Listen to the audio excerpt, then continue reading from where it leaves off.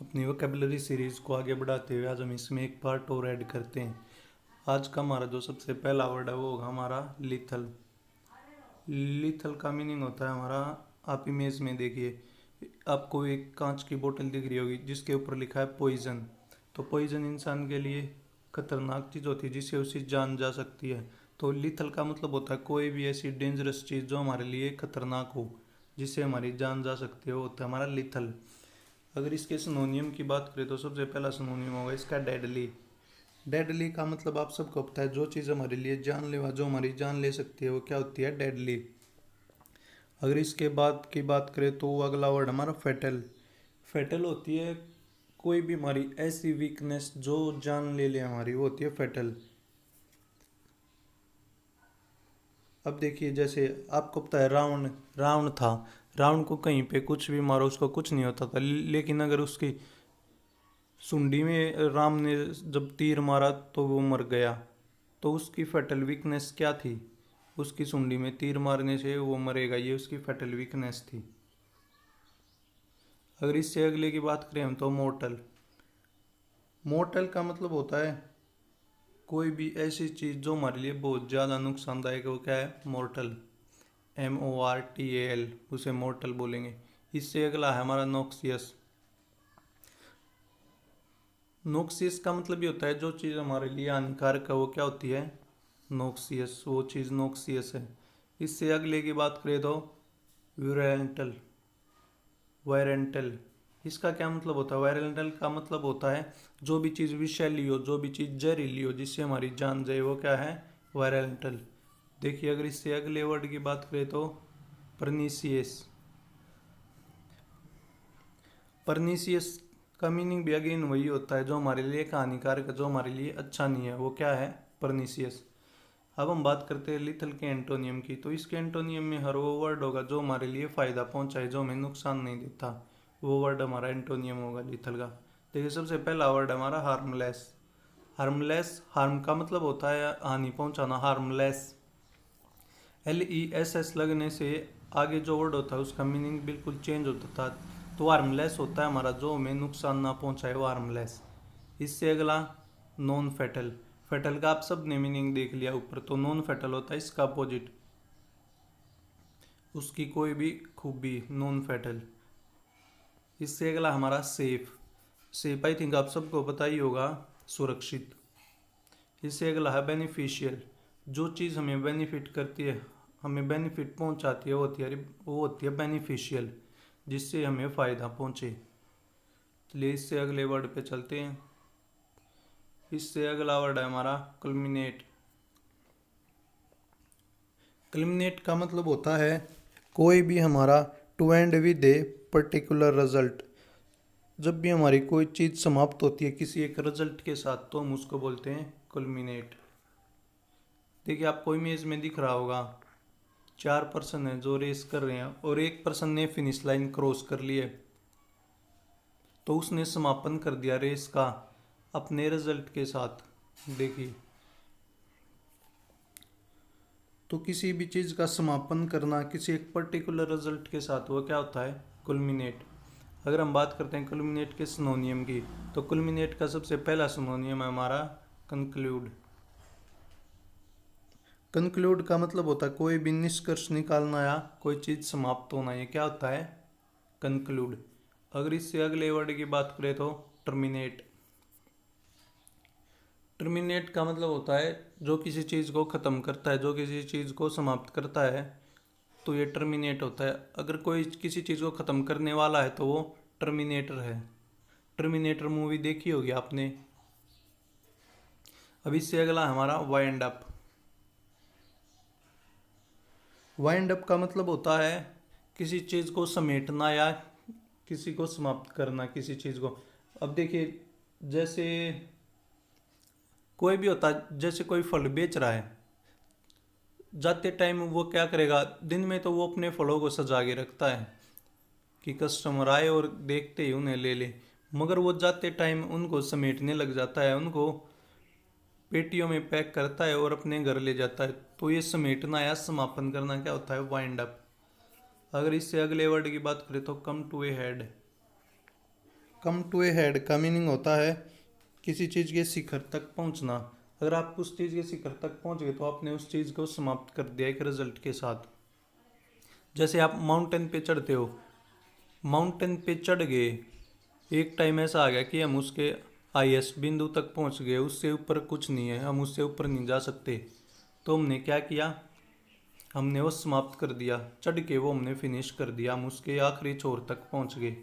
अगर हम बात करें कुलमिनेट के एंटोनियम की, तो एंटोनियम में सबसे पहला वर्ड होगा स्टार्ट। कोई भी ऐसा वर्ड जिससे ये दिखे कि ये चीज़ स्टार्ट हो रही है।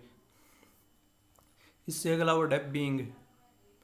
अगर अगले वर्ड की बात करें तो कॉमन्स, कोमेंस, कोमेंस, कोमेंस का मतलब होता है किसी चीज़ की शुरुआत करना। अगर आखिरी वर्ड की बात करें तो इसका एंटोनिम होगा सेट आउट। सेट आउट का मीनिंग होता है किसी चीज़ को जमाना या स्टार्टिंग करना किसी चीज़ की। तो चलिए हमारा नेक्स्ट वर्ड देखते हैं। नेक्स्ट वर्ड है हमारा फॉल आउट। फॉल आउट का मीनिंग होता है कोई भी बुरा परिणाम भुगतना हो। क्या होता है फॉल आउट? आप इमेज में देखिए, जो हमारा ये पर्सन है जिसने अपना पैर उठाया हुआ है, अगर ये सामने वाले को लात मारेगा तो आप देख सकते हैं कि उस इंसान के पड़ने के बाद इसे क्या परिणाम भुगतना पड़ेगा। ये खुद भी गिर जाएगा, ये भी नहीं बच सकता। तो कोई भी ऐसा काम जिसका बुरा परिणाम होता हो, जिसका बुरा परिणाम भुगतना पड़े बाद में, क्या होता है फॉल आउट। अगर वही हम इसके सिनोनियम की बात करें तो सबसे पहला सिनोनियम है रिप्रक्शंस। रिप्रक्शंस का मतलब होता है नतीजे, हमारे रिजल्ट या परिणाम। क्या होता है रिप्रक्शन? अगर इससे अगले वर्ड की बात करें तो कॉन्सिक्वेंस। कॉन्सिक्वेंस होता है किसी चीज़ के बुरे परिणाम भुगतना, नेगेटिव इफेक्ट हो जिस चीज़ का, वो क्या होता है कॉन्सिक्वेंस। अगर वहीं पे हम बात करते हैं आफ्टर मैथ की, आफ्टर मैथ का मतलब ये होता है किसी चीज़ का नेगेटिव इफेक्ट होना, किसी चीज़ का नकारात्मक प्रभाव, क्या होता है आफ्टर मैथ। अगला वर्ड है side effect. Side effect I think आप सबको पता होगा, साइड इफेक्ट होते हैं हानिकारक परिणाम। देखिए अगर आप कोई भी ऐसी मेडिसिन लेते हैं तो उसके कभी कभी साइड इफ़ेक्ट हो जाते हैं, उसके परिणाम हमारे लिए अच्छे नहीं होते, तो होता है साइड इफ़ेक्ट। अगर हम बात करते हैं इसके एंटोनियम की, तो सबसे पहला एंटोनियम होगा केज। किसी भी चीज़ का केज या कारण। अगर इससे अगले वर्ड की बात करें तो रीज़न। रीज़न भी सेम होता है किसी चीज़ का रीज़न या कारण। अगले वर्ड की बात करें तो ग्राउंड्स। ग्राउंड्स का मतलब होता है किसी चीज़ का आधार, कोई चीज़ स्टार्ट कहाँ से हुई है, वो होता है हमारा ग्राउंड। चलिए इससे अगले वर्ड की बात करते हैं। अगला वर्ड है हमारा एलिसाइट। एलिसाइट का मतलब होता है इंफॉर्मेशन कलेक्ट करना, किसी व्यक्ति से इंफॉर्मेशन उगलवाना, लेकिन तब जब वो खुद बताना न चाहे तब इंफॉर्मेशन उगलवाना होता है एलिसाइट। देखिए इमेज में आपको दिख रहा होगा एक वुमेन के सामने एक पुलिस ऑफिसर बैठा है। कोई भी पुलिस के सामने जल्दी से सच नहीं बोलता, पुलिस को उगलवाना पड़ता है उससे, तो क्या है एलिसाइट। अगर इसके सिनोनिम की बात करें तो सबसे पहला सिनोनिम है ऑब्टेन। ऑब्टेन होता है कोई भी चीज़ प्राप्त करना, ऑब्टेन करना। इससे अगला वर्ड है इवोक। इवोक का मतलब होता है किसी चीज़ का ऑन करना, किसी चीज़ को बुलाना, किसी चीज़ को लेना, क्या होता है इवोक। इससे अगला वर्ड हमारा draw out. Draw out means होता है किसी चीज़ को बाहर की तरफ खींचना, किसी चीज़ को बाहर निकाल के खींचना, क्या होता है ड्रॉ आउट। इससे अगला है हमारा इंड्यूस। और अगर इससे अगले की बात करें तो ब्रिंग आउट। ब्रिंग आउट होता है हमारा किसी भी चीज़ को पूरा करना, क्या होता है हमारा ब्रिंग आउट।